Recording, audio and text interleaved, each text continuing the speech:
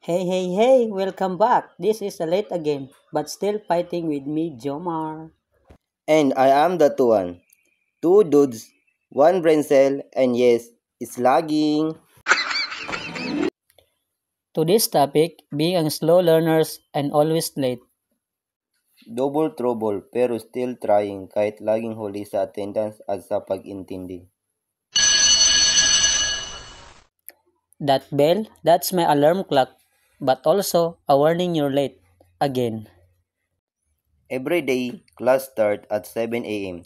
Me, I'm wake up at 7:15 on a good day.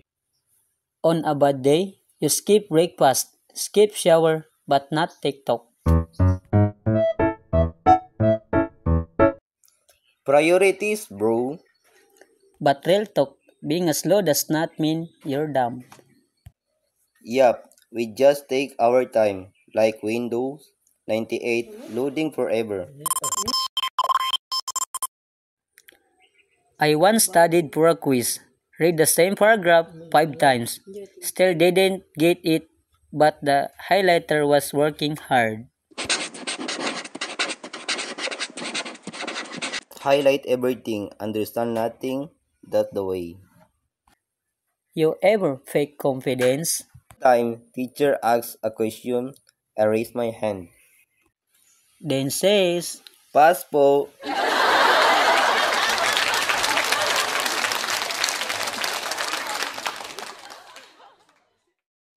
ha ha ha ha, legendary move.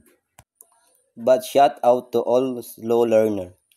We might be behind, we were still working. Hey, True, we may not be top one, but at least we're not dropped out yet. keyword yet. Ha ha ha ha, kidding. We fight on. Late? Yes. Slow? Yes. Quitting? Never. We cry, we laugh, we sleep during review.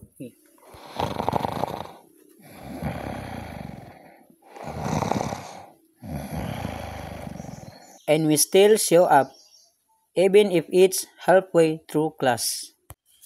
Or halfway through the semester. As long as mom is breathing, there's hope for late submissions.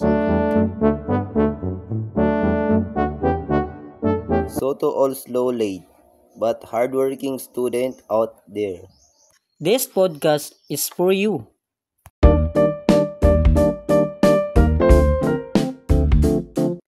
We'll catch you next time. Keep walking, keep learning, even if it's slow. This This is is late late again, again, but but still still fighting. fighting.